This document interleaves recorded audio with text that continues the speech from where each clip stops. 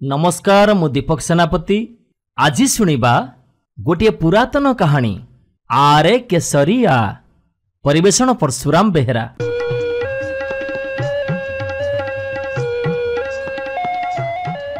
गोटे देशरे जने राजा थिले।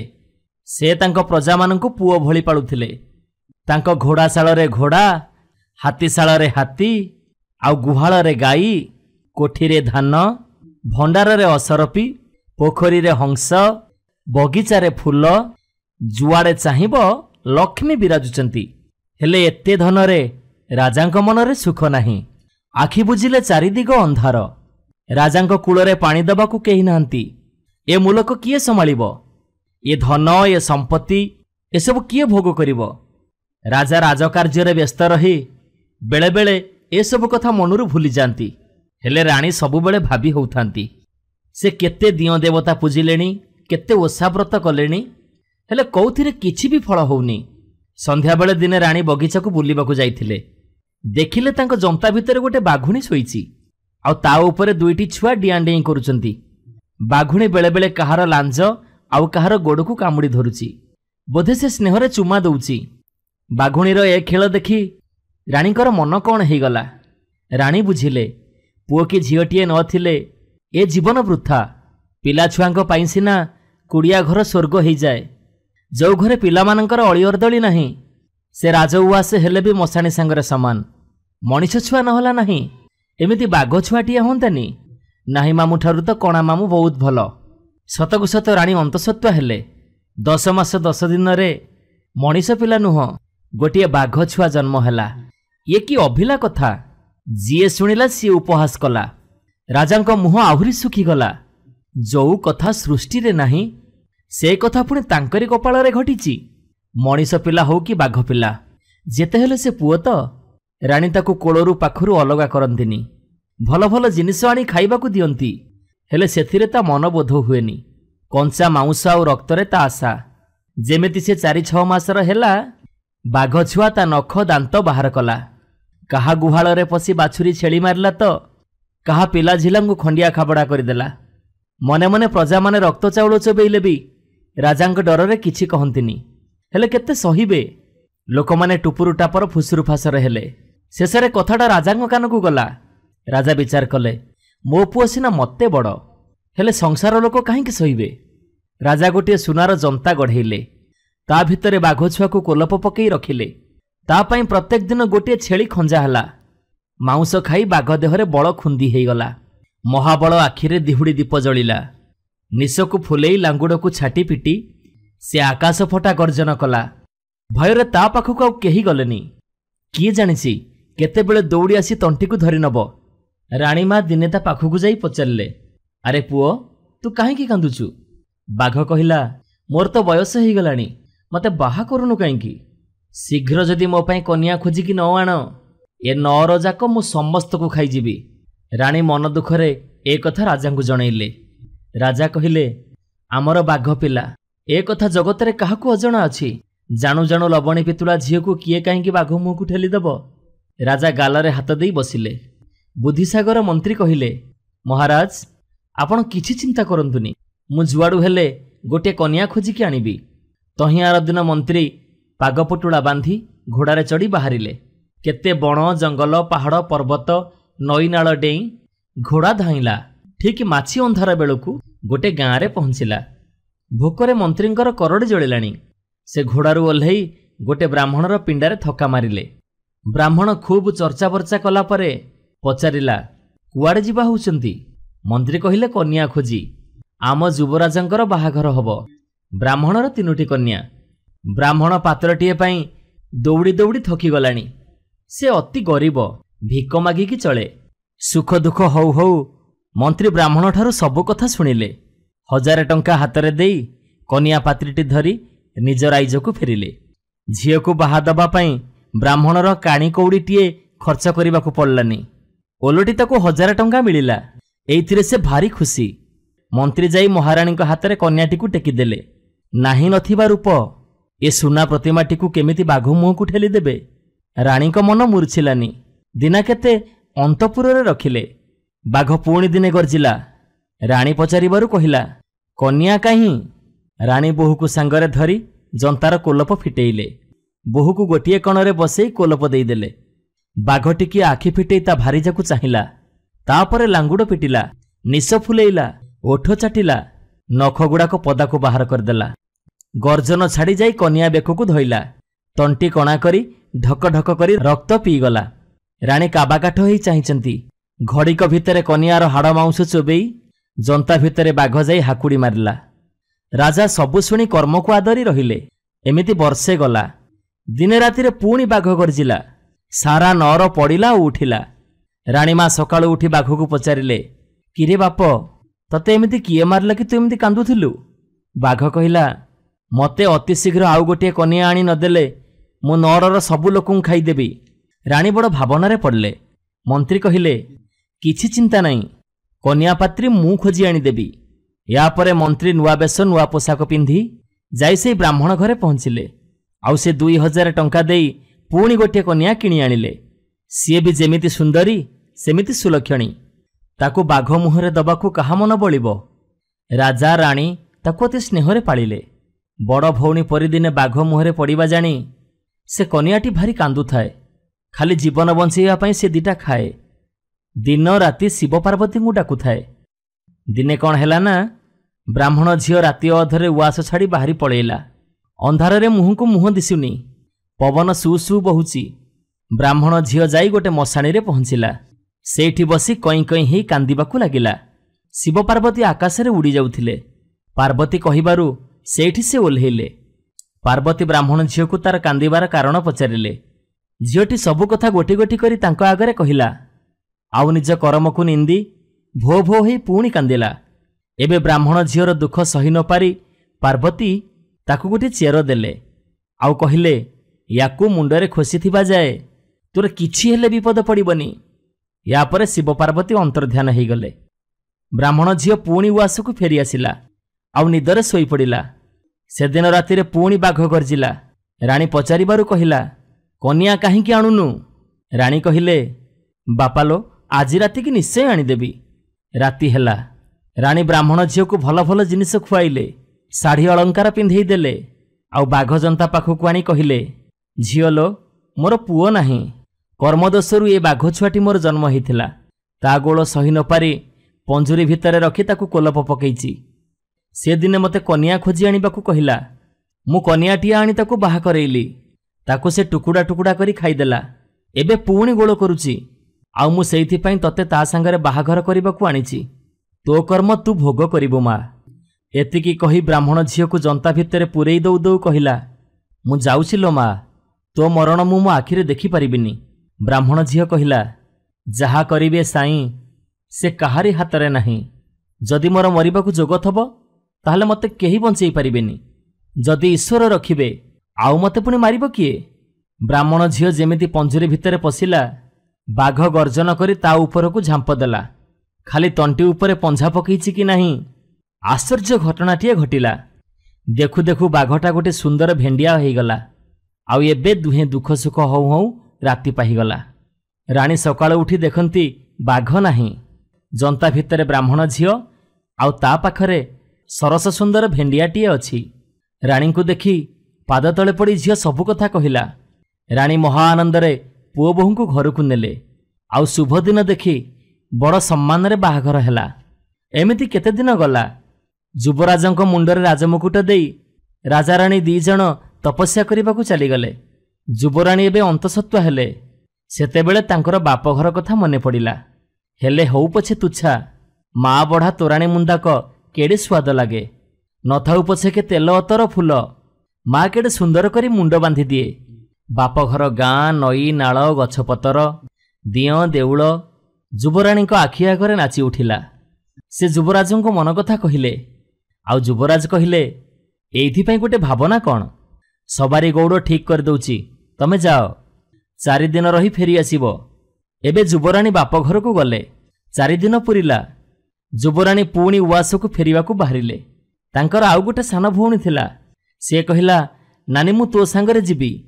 राणी कहिले, हौ ताहले आ। सान भौणी सुआरी रे बसी राणी को कहिला, नानी मु तो अलता टिके पिंधंती, तो चंद्र झोंपी टिके पिंधंती। ମୁଁ କେମିତି ସୁନ୍ଦର ଦେଖାଯାଆନ୍ତି। ରାଣୀ କୌତୁକରେ ସବୁ ଅଳଙ୍କାର ଗୋଟି ଗୋଟି କାଢ଼ି ସାନ ଭଉଣୀକୁ ପିନ୍ଧେଇ ଦେଲେ। ବାଟରେ ପୋଖରୀ ପଡ଼ିଲା, କାଚ କେନ୍ଦୁ ପରି ପାଣି। ସାନ ଭଉଣୀ କହିଲା, ନାନୀ ଦେଖିଲୁ, ଏ ପୋଖରୀର ପାଣି କେଡ଼େ ସଫା ହେଇଛି। ରାଣୀ ସବାରିରୁ ଓହ୍ଲେଇ ଖଣ୍ଡେ ଦୂର ଗଲେ। ଗୋटे ଅତଡ଼ାରେ ଠିଆ ହେଇ ଦେଖିଲେ ହଂସ ହଂସରାଳି ଖେଳୁଛନ୍ତି।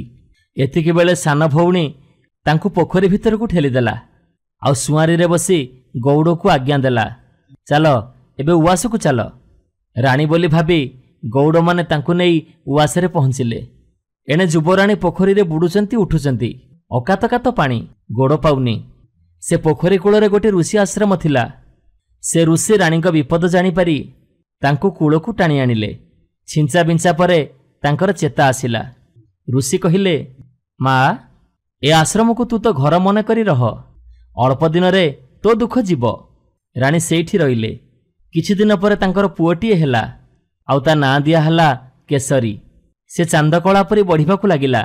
ଦିନେ କାଚରାଟିଏ ସେଇ ଆଶ୍ରମ ବାଟ ଦେଇ ଗଲା। ରାଣୀ କାଚ ପିନ୍ଧି ଋଷିଙ୍କୁ ପ୍ରଣାମ କଲା କ୍ଷଣି ଋଷି କହିଲେ, ତୁ ତ କାଚ ପିନ୍ଧିଲୁ, ତୋ ପୁଅକୁ ଦିପଟ କାଚ ପିନ୍ଧେଇ ଦିଏ। ସେଠୁ ରାଣୀ ଡାକିଲେ, ଆରେ କେଶରୀ, କାଚ ପିନ୍ଧିବୁ ଯୋଡ଼ା ଚାରି। ଆରେ ଆରେ ବୈରାଗୀ ପୋଇ, ତୋ ବାପ ବସିଛି ରାଜା ହେଇ। କାଚରାମାନେ ରାଜ୍ୟରେ ପହଞ୍ଚି ରାଜାଙ୍କୁ ଜଣେଇଲେ, ମହାରାଜ, ଏ ମୁଣ୍ଡ ରହିଲେ ଗୋଟେ କଥା କହିବୁ। ରାଜା ଅଭୟ ଦେଲାରୁ ଜଣେ କାଚରା କହିଲା, ମଣିମା, ଗୋଟେ ରାଇଜକୁ ଆମେ କାଚ ବିକିବାକୁ ଯାଇଥିଲୁ। ସେଠି ଗୋଟେ ଆଶ୍ରମ ଅଛି, ସେଠି ଜଣେ ଋଷି ବି ଅଛନ୍ତି, ଆଉ ଜଣେ ମା ଅଛନ୍ତି। ସେ ମା ପୋକଜୋକଙ୍କର ପେଟ କଥା ବୁଝନ୍ତି, ଆମ ରାଣୀମାଙ୍କ ପରି ଠିକ୍ ଛଞ୍ଚା ଦିଅନ୍ତି। ତାଙ୍କର ଗୋଟେ ପୁଅ ଅଛି, ବଡ଼ କୌତିକିଆ। ଛାମୁଙ୍କ ରୂପ ସାଙ୍ଗରେ ତା ରୂପ ମିଳିଯାଉଛି।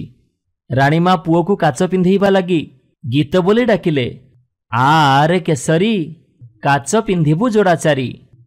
ଆରେ ବୈରାଗୀ ପୋଇ, ତୋ ବାପା ବସିଛି ମହାରାଜା ହେଇ। ୟାର ରହସ୍ୟ ଆମେ କିଛି ବୁଝିପାରିଲୁନି ମଣିମା। ରାଜା ଭାବିଲେ, ରାଣୀଙ୍କର ତ ଗର୍ଭ ହେଇଥିଲା, ହେଲେ ପିଲାପିଲି କାହିଁକି ହେଲାନି? ୟା ଭିତରେ କିଛି ନା କିଛି ନିଶ୍ଚୟ ରହସ୍ୟ ଅଛି। ରାଜା କାଚରାମାନଙ୍କୁ ସୁନା କାଚ ଗଢ଼େଇ ଦେଲେ। କହିଲେ, ମୋତେ ସେ ଜାଗାକୁ ବାଟ କଢ଼େଇ ନିଅ। ଆଶ୍ରମରେ ପହଞ୍ଚି ରାଜା ନିଜେ କାଚରା ବେଶ ଧଇଲେ। କାଚ ମୁଣ୍ଡେଇ ଡାକିଲେ, କାଚ ନବ କାଚ। ରାଣୀ କାଚ ପିନ୍ଧିବାକୁ ବସିଲେ। ରାଜା କାଚ ପିନ୍ଧେଇ ଦେଲା ବେଳକୁ ଦେଖିଲେ ତାଙ୍କ ଗୋରା ମୁହଁରେ ତିଳ ଚିହ୍ନଟି ଚକଚକ୍ କରୁଛି। ଇଏ ତ ନିଶ୍ଚୟ ରାଣୀ। ରାଣୀ ଯେତେବେଳେ ପୁଅକୁ ଡାକିଲେ, ଆରେ ବୈରାଗୀ ପୋଇ, ତୋ ବାପା ବସିଛି ମହାରାଜା ହେଇ, ସେତେବେଳେ ରାଜାଙ୍କର ସମସ୍ତ ସନ୍ଦେହ ଦୂର ହେଇଗଲା। ରାଜା ରାଜପୋଷାକ ପିନ୍ଧି ଋଷିଙ୍କୁ ଦର୍ଶନ କଲେ। ରାଣୀ ନୂଆ କାଚ ପିନ୍ଧି ଋଷିଙ୍କୁ ପ୍ରଣାମ କଲାବେଳେ କହିଲେ, ଆଜି ମା ତୋ କାଚ ହସୁଛି, ତୋ ଭାଗ୍ୟ ଖୋଲିବ। ମହାରାଜା ଆସିଛନ୍ତି, ଇଏ ତ ବର, ମୋ ଜ୍ୱାଇଁ। ଋଷି ଦୁହେଁଙ୍କୁ କଲ୍ୟାଣ କଲେ। ଏମିତି ରାଜାରାଣୀଙ୍କର ମିଳନ ହେଲା। ରାଜ୍ୟଯାକ ମଉଛବ ଲାଗିଲା। ଏସବୁ ଦେଖି ସାନ ଭଉଣୀର ମୁହଁ କଳା ପଡ଼ିଗଲା। ସେ ତ ବିଶ୍ୱାସରେ ବିଷ ଦେଇଛି। ରାଣୀ ହବା ଲୋଭରେ ନିଜ ଭଉଣୀକୁ ସେ ମାରିଛି। ୟାଠୁ ବଳି ପାପ ଆଉ କ'ଣ ଅଛି? ଏଣୁ ରାଜା ତା ମୁହଁରେ ଚୂନ କଳା ଦେଇ ରାଜ୍ୟରୁ ବାହାର କରିଦେଲେ। ରାଜା ତାଙ୍କର ପୁଅ ଆଉ ରାଣୀଙ୍କ ସହିତ ଖୁସିରେ ରାଇଜ ପାଳିଲେ। ନମସ୍କାର, ମୁଁ ପ୍ରଦୀପ ମଲ୍ଲିକ। ଆଜି ଶୁଣିବା ଓଡ଼ିଶାର ଏକ ଲୋକକଥା, କାଉର ଜନ୍ମ କଥା। ପରିବେଷଣ ପରଶୁରାମ ବେହେରା।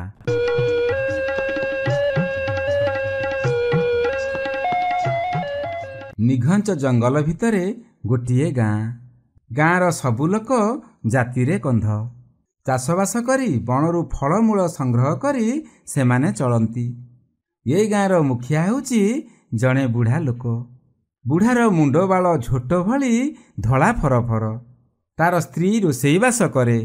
ବୁଢ଼ା ବାଡ଼ି ଖଣ୍ଡିଏ ଧରି ଠୁକେଇ ଠୁକେଇ ବିଲକୁ ଯାଏ। ତାର 3ଟି ଭେଣ୍ଡିଆ ପୁଅ। ସେମାନେ ବିଲକୁ ଯାଇ କାମ କରନ୍ତି। କେଉଁ ବିଲରେ କେଉଁ ଧାନ ବୁଣିବାକୁ ହୁଏ ବୁଢ଼ା ବତାଏ। ପୁଅମାନେ ତା କଥାକୁ ଏଡ଼େଇ ଦିଅନ୍ତି ନାହିଁ। ଯାହା କହିଲେ ମାନି ଚଳନ୍ତି। ଦିନକର କଥା, ବୁଢ଼ା ବିଲରୁ ଫେରିଲା ପରେ ତାକୁ ବହୁତ ଜ୍ୱର ହେଲା। ପୁଅମାନେ ବୁଢ଼ାର ସେବା ଯତ୍ନ କଲେ। ସେମାନେ ଗୁଣିଆ ଡକାଇଲେ। ଜ୍ୱର ଭଲ କରିବା ପାଇଁ ଗୁଣିଆ ଝଡ଼ାଫୁଙ୍କର କଲା, କିନ୍ତୁ କାହିଁରେ ବି ବୁଢ଼ା ଭଲ ହେଲା ନାହିଁ। ଶେଷରେ ମରିବା ପୂର୍ବରୁ 3 ପୁଅଙ୍କୁ ପାଖକୁ ଡାକି ସେ କହିଲା, ତୁମେ ସବୁ ଭେଣ୍ଡିଆ ହୋଇଗଲଣି, କଳି କରିବ ନାହିଁ, ମିଳିମିଶି ଚଳିବ। ତୁମ ବୁଢ଼ୀ ମାଆର କୌଣସି କଥାକୁ ଯେପରି ତଳେ ପକାଇ ଦେବ ନାହିଁ। ତା କଥା ଶୁଣି ତିନି ପୁଅ ଆଖି ଛଳ ଛଳ କରି ତାକୁ କଥା ଦେଲେ ଯେ ସେ ବୁଢ଼ୀ ମାଆର କଥାକୁ ବେଦର ଗାର ଭଳି ମାନିବେ, କଳି କରିବେ ନାହିଁ, ମିଳିମିଶି କାମ କରିବେ। ପୁଅମାନଙ୍କର କଥା ଶୁଣି ବୁଢ଼ା ଟିକିଏ ଆଶ୍ୱସ୍ତ ହେଲା। ତାପରେ ସବୁଦିନ ପାଇଁ ଆଖି ବୁଜିଦେଲା। ବୁଢ଼ା ବାପା ମରିଯିବାରୁ ବୁଢ଼ୀ ଓ ତିନି ପୁଅ ବହୁତ କାନ୍ଦିଲେ। ଗାଁ ଲୋକ ବି ଦୁଃଖ କଲେ। ତାପରେ ବୁଢ଼ାକୁ ଶ୍ମଶାନକୁ ନେଇ ତାର ସମସ୍ତ ଶୁଦ୍ଧିକ୍ରିୟା କଲେ। ଏହାର କିଛି ଦିନ ଗଲା ପରେ ପୁଅମାନେ ପୁଣି ମିଳିମିଶି ଚାଷ କାମରେ ଲାଗିଗଲେ। ସେମାନଙ୍କ ପରିଶ୍ରମରେ ଚାଷ ଜମି ଛନଛନିଆ ଫସଲରେ ହସି ଉଠିଲା। ଏସବୁ ଦେଖି ବୁଢ଼ୀ ବି ଖୁସି ହୋଇଗଲା। ଦିନେ ବୁଢ଼ୀ ପୁଅମାନଙ୍କୁ ଡାକି କହିଲା, ଖାଲି ଚାଷ କଲେ କ'ଣ ହବ? ବହୁଦିନ ହେଲା ପାଟିରେ ଆଇଁଷ ଟିକିଏ ନ ଲାଗିବାରୁ ବଡ଼ ଚିଟିଚିଟା ଲାଗୁଛି। ତୁମ ବାପା ବଞ୍ଚିଥିବା ବେଳେ ବଣରୁ ଯାଇ କେତେ ମିରିଗ, ସମ୍ଭର, କୁଟୁରା ନେଇ ଆସୁଥିଲେ। ହେଲେ ଏବେ ତ ସେସବୁ ବନ୍ଦ ହୋଇଗଲା। ବଣକୁ ଯାଇ କିଛି ମାଉଁସ ହେଲେ ନେଇ ଆସନ୍ତ। ମାଉଁସ ଖାଇବାକୁ ମୋର ଭାରି ଇଚ୍ଛା ହେଉଛି। ବୁଢ଼ୀ ମାଆର କଥା ଶୁଣି ତିନି ପୁଅ ହାତରେ ଧନୁଶର ଟାଙ୍ଗିଆ ନେଇ ବଣକୁ ବାହାରି ପଡ଼ିଲେ। ବଣରେ ଏଣେ ତେଣେ ଲୁଚି ଛପି ସେମାନେ ଶିକାର ଖୋଜିଲେ। ଠିକ୍ ଏତିକି ବେଳେ ସମ୍ଭରଟିଏ ସେମାନେ ଦେଖିଲେ। ବିଳମ୍ବ ନ କରି ତିନି ଭାଇ ସର ବିନ୍ଧିଲେ। ତିନି ଜଣଙ୍କର ସର ଏକାଠି ଯାଇ ସମ୍ଭର ଦେହରେ ବାଜିଲା। ସମ୍ଭର ଜୀବନ ବିକଳରେ ରଡ଼ି ଛାଡ଼ି ଧାଇଁ ପଳାଇଲା। ହେଲେ କେଉଁଠି ଗଛ ଉହାଡ଼ରେ ସେ ଲୁଚିଗଲା ଯେ ଆଉ ତାର ପତା ମିଳିଲା ନାହିଁ। ତିନି ଭାଇ ବଣଟା ସାରା ଏଣେ ତେଣେ ସମ୍ବରକୁ ବହୁତ ଖୋଜିଲେ, କିନ୍ତୁ ପାଇଲେ ନାହିଁ। ସେତେବେଳେ ପ୍ରାୟ ଦ୍ୱିପହର ହେବ। ଖରା ଟାଇଁ ଟାଇଁ ମାରୁଥାଏ। ସେତେବେଳେ ତିନି ଜଣ ଯାକ ଥକି ପଡ଼ିଲେ। ସେମାନଙ୍କୁ ବହୁତ ଭୋକ ହେଲା। କିଛି ଉପାୟ ନ ପାଇ ସେମାନେ ଘରକୁ ଫେରିଲେ। ଫେରିବା ବାଟରେ ସେମାନେ ଠେକୁଆଟିଏ ଡେଇଁ ଡେଇଁ ଯାଉଥିବାର ଦେଖିଲେ। କାଳ ବିଳମ୍ବ ନ କରି ବଡ଼ ଭାଇ ସରଟିଏ ମାରିଲା। ଠେକୁଆ ଦେହରେ ଯାଇ ସରଟି ଯେମିତି ବାଜିଛି ସେ ସଙ୍ଗେ ସଙ୍ଗେ ଟଳି ପଡ଼ିଲା। ଭୋକ ତ ହେଉଥିଲା, ତେଣୁ ସେମାନେ ଶୁଖିଲା ପତ୍ର କୁଟା କାଠି ଏକାଠି କରି ନିଆଁ ଜଳାଇଲେ। ଠେକୁଆ ମାଂସରୁ ଅଧେ ପୋଡ଼ିକି ଖାଇଲେ। ଆଉ ଅଧକ ବୁଢ଼ୀ ମାଆକୁ ଦେବା ପାଇଁ ଶିଆଳି ପତ୍ରରେ ପୁଡ଼ିଆ ବାନ୍ଧି ରଖିଲେ। ତାପରେ ସେମାନେ ଘରକୁ ଯିବା ପାଇଁ ଯେତେବେଳେ ବାହାରିଲେ, ସବା ସାନ ଭାଇ କହିଲା, ଆରେ ବଣ ଭିତରେ ନିଆଁ ନ ଲିଭାଇ ଆମେ ଯିବା କିପରି? ନିଆଁ ଗୁଡ଼ାକ ବଣଟା ସାରା ଖେଳେଇ ହୋଇଯିବ ଯେ। ସାନ ଭାଇର କଥା ଶୁଣି ସବୁ ଭାଇ ହାତରେ ପାଣିତକ ଆଞ୍ଜୁଳା ଆଞ୍ଜୁଳା କରି ନିଆଁ ଉପରେ ପକାଇଲେ। କିଛି ସମୟ ପରେ ନିଆଁ ଲିଭିଲା, କିନ୍ତୁ ତା ଭିତରୁ 7 ଖଣ୍ଡି ଅଙ୍ଗାର ଆଉ ଖଣ୍ଡେ ଦରପୋଡ଼ା କାଠ ବାହାରିଲା। ଦରପୋଡ଼ା କାଠରୁ ସେ ପର୍ଯ୍ୟନ୍ତ ନିଆଁ ପୂରାପୂରି ଲିଭି ନଥିଲା। ସେମାନେ ପୁଣି ପାଣି ଆଣି ଦରପୋଡ଼ା କାଠରେ ଯେମିତି ପକାଇଛନ୍ତି, ସଙ୍ଗେ ସଙ୍ଗେ ତା ଭିତରୁ କାଳିଆ କିଟିକିଟି ଚଢ଼େଇଟିଏ ବାହାରିଲା। ଚଢ଼େଇଟିକୁ ଦେଖି ତିନି ଭାଇ ଆଶ୍ଚର୍ଯ୍ୟ ହୋଇଗଲେ। ସବା ବଡ଼ ଭାଇ କହିଲା, ଏ କାଳିଆ ଚଢ଼େଇ, ତୁ ଆମକୁ ଡରନି। ଆମେ ତୋର କୌଣସି କ୍ଷତି କରିବୁ ନାହିଁ। ତୁ ଆଜିଠାରୁ ଆମର ପୁଅ ହୋଇ ରହିଲୁ। ମଝିଆ ଭାଇ କହିଲା, ଆରେ ହେ ଚଢ଼େଇ ପୁଅ, ତୋତେ ମୁଁ କେତେକ କାମ ଦେଉଛି। ତୁ ମୋ କଥାକୁ ତଳେ ପକେଇ ଦେବୁ ନାହିଁ। ଆଜିଠାରୁ ସକାଳ ହେଲେ ତୁ କା କା କରି ରାବ ଛାଡ଼ିବୁ। ତୋ ରାବ ଶୁଣି ଲୋକଙ୍କର ନିଦ ଭାଙ୍ଗିଯିବ। ସେମାନେ ନିଜ ନିଜ ଧନ୍ଦାରେ ଲାଗିଯିବେ। ସାନ ଭାଇ କହିଲା, ଚଢ଼େଇ ପୁଅ, ଆଜିଠାରୁ ମୁଁ ତୋ ନାଁ କାଉ ଦେଲି। ତୁ ସବୁଠୁ ବେଶୀ ବୁଦ୍ଧିମାନ ହେବୁ। ସମସ୍ତଙ୍କ ଅପେକ୍ଷା ବେଶୀ ଦିନ ବଞ୍ଚିବୁ। ଆମେ ଯେତେବେଳେ ବଣକୁ ଶିକାର କରିବା ପାଇଁ ଯିବୁ, ତୁ ଆମ ସାଙ୍ଗରେ ରହି ଆମକୁ ଶିକାର କରିବାରେ ସାହାଯ୍ୟ କରିବୁ। ଆମ ଖାଇବା ଦରବରୁ ତୁ ବି ଭାଗ ପାଇବୁ। ଚଢ଼େଇଟି ସେମାନଙ୍କ କଥା ଶୁଣି ଆହୁରି ଉପରକୁ ଉଡ଼ିଗଲା। କିଛି ଦୂରରେ ସମ୍ବରଟିଏ ମରି ପଡ଼ିଥିବାର ଦେଖି ସେ ବଡ଼ ପାଟିରେ ତିନି ଭାଇଙ୍କୁ କହିଲା, କା କା କା, ସମ୍ବରଟି ପଡ଼ିଛି, ଆ ଆ ଆ। ଚଢ଼େଇଟିର କହିବା ଅନୁଯାୟୀ ତିନି ଭାଇ କିଛି ଦୂରରୁ ଯାଇ ଦେଖିଲେ ସତକୁ ସତ ସମ୍ବରଟିଏ ମରି ପଡ଼ିଛି। ସେମାନଙ୍କର ଆନନ୍ଦର ସୀମା ରହିଲା ନାହିଁ। ସେମାନେ ସମ୍ବରଟିକୁ କାନ୍ଧରେ ବୋହି ଘରକୁ ଫେରିଲେ। ଚଢ଼େଇଟି ମଧ୍ୟ ଉଡ଼ି ଉଡ଼ି ସେମାନଙ୍କ ପଛେ ପଛେ ଗଲା। ସମ୍ବର ମାଂସ ଦେଖି ବୁଢ଼ୀ ବହୁତ ଖୁସି ହେଲା। ସେ ମାଂସତକ ରନ୍ଧାବଢ଼ା କରି ତିନି ପୁଅ ଆଉ ଚଢ଼େଇଟିକୁ ପରସି ଦେଇ ଶେଷରେ ନିଜେ ଖାଇ ବସିଲା। ସେଇଦିନଠାରୁ କାଉ ବି ସେମାନଙ୍କ ପାଖେ ପାଖେ ରହିଲା। ସେ ଗଛ ଉପରେ ବସା କଲା। ସକାଳୁ ସକାଳୁ ରାବ ଛାଡ଼ିଲା। ତା ରାବ ଶୁଣି ଲୋକମାନେ ଉଠି ପଡ଼ନ୍ତି। ସେମାନେ ନିଜ ନିଜ କାମଧନ୍ଦାରେ ଲାଗି ପଡ଼ନ୍ତି। ସେଇଦିନଠାରୁ କାଉ ଲୋକମାନଙ୍କର ସାହାଯ୍ୟରେ ହିଁ ଲାଗିଥାଏ।